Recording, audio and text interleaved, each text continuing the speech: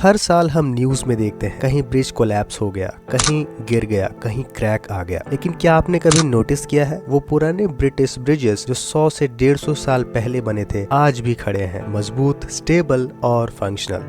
Howrah bridge, Pamban bridge, Godavari bridge सब एक जमाने के इंजीनियरिंग के चमत्कार हैं। क्वेश्चन ये उठता है कि जब तक टेक्नोलॉजी, मशीनरी और मटेरियल इतना आगे बढ़ गया है तो फिर नए ब्रिजेस इतने कमजोर क्यों पड़ जाते हैं। आज इस वीडियो में हम डीप डाइव करेंगे ब्रिटिश ब्रिजेस अभी तक स्ट्रॉन्ग क्यों है, उनका डिज़ाइन, उनके मटेरियल्स, उनके माइंडसेट और उनसे हम इंजीनियर्स क्या सीख सकते हैं।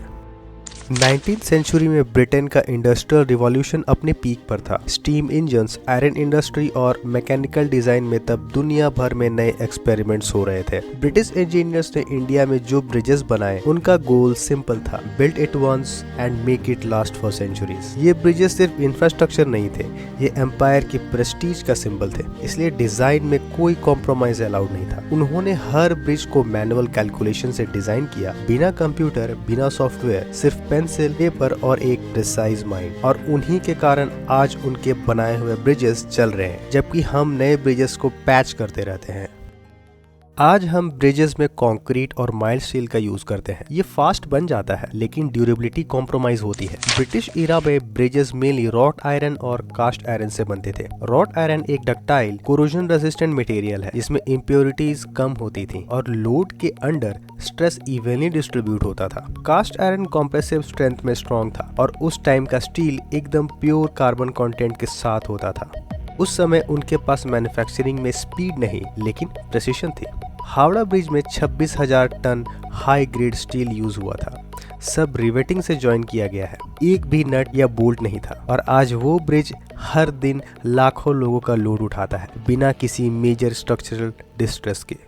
ब्रिटिश इंजीनियर्स का एक गोल्डन प्रिंसिपल था, if you want to last forever double the strength you think it needs. यानी अगर डिजाइन लोड 50 टन का है तो उनका स्ट्रक्चर 100 टन तक विथस्टैंड कर सके, ऐसा डिजाइन किया जाता था। ये अप्रोच आज के डिजाइन मेथड से काफी अलग थी। उस टाइम यूज होता था वर्किंग स्ट्रेस मेथड, WSM, जिसमें अलाउएबल स्ट्रेस लिमिट होती थी और सेफ्टी फैक्टर बहुत हाई होता था, कभी कभी 3 या 4 तक। मतलब हर मटेरियल, स्टील, आयरन, मैशनरी, उनका एक्चुअल स्ट्रेंथ का सिर्फ 1/3 तक लोड उठाता था, बाकी सब मार्जिन ऑफ सेफ्टी होता था।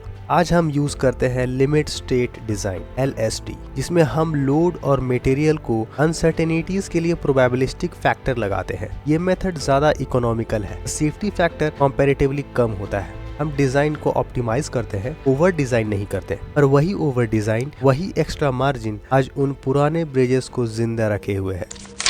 ब्रिज का असली स्ट्रेंथ ऊपर नहीं, नीचे होता है, फाउंडेशन में। ब्रिटिश इंजीनियर्स सॉइल और रॉक स्ट्राटा के एक्सपर्ट थे। वो फाउंडेशन सिर्फ सरफेस पे नहीं, बेड रॉक तक ले जाते थे। उन्होंने यूज किया न्यूमेटिक कैसन्स, वुडन पाइल्स और स्टोन मैशनरी बेस, जिसे सेटलमेंट और स्काउरिंग दोनों कंट्रोल में रहे। हावड़ा ब्रिज का फाउंडेशन रिवर बेड से 90 फीट नीचे गया था और ये 1930s में हुआ, बिना स्कूबा डाइवर्स के। न्यूमेटिक कैसन्स के अंदर लोग कॉम्प्रेस्ड एयर में काम करते थे। आज भी वो फाउंडेशन इंटैक्ट है और इसी वजह से स्ट्रक्चर स्टेबल है, चाहे ऊपर से लोड कितना भी आए। ब्रिज बनाना एक बार का काम नहीं होता, उसका मेंटेनेंस ही उसकी असली जिंदगी होती है। ब्रिटिश इरा में मेंटेनेंस एक रिचुअल था। हर साल inspection, log book update, paint, corrosion check, rivet tightening और सब रिकॉर्ड में होता था। हर ब्रिज का अपना हेल्थ लॉग था। आज हम मेंटेनेंस तब करते हैं जब क्रैक दिख जाए, जब ब्रिज डैमेज हो जाए या कोई एक्सीडेंट हो। प्रिवेंटिव मेंटेनेंस से हम रिएक्टिव मेंटेनेंस पे आ गए हैं और इसी वजह से नए ब्रिजेस ज्यादा जल्दी फेल हो जाते हैं। ब्रिटिश इरा के मजदूर सिर्फ लेबर नहीं थे, वो ट्रेन्ड आर्टिजन्स थे। हर रिवेट मैनुअली हीट करके हैमर से फिक्स किया जाता था। एक जॉइंट बनाने में परफेक्शन चाहिए होती थी और वो परफेक्शन उन लोगों के हाथों में थी। उन्होंने इंडियन वर्कर्स को ट्रेन किया और वही क्राफ्टमैनशिप उन ब्रिजेस में दिखता है, जिसमें हर रिवेट एक कहानी के जैसा है।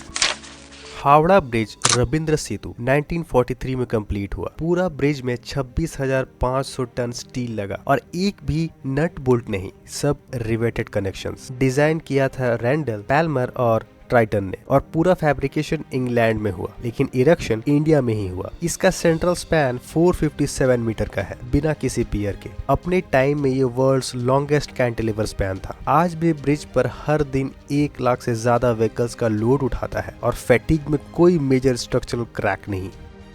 1914 में रामेश्वरम के समुद्र के ऊपर बना पंबन ब्रिज, ये इंडिया का पहला सी ब्रिज था। साइक्लोन जोन में होने के बावजूद ये 100 साल से ज्यादा से फंक्शनल है। इसमें बैस्कुल टाइप सेंट्रल स्पैन है जो शिप्स के लिए ओपन होता है, और डिजाइन विंड स्पीड थी 160 kilometre per hour. British engineers ने कोरोजन, वेव लोड और सलाइन अटैक सब कैलकुलेट किया था, और इसी वजह से ये ब्रिज एक लिविंग इंजीनियरिंग मार्वल बना।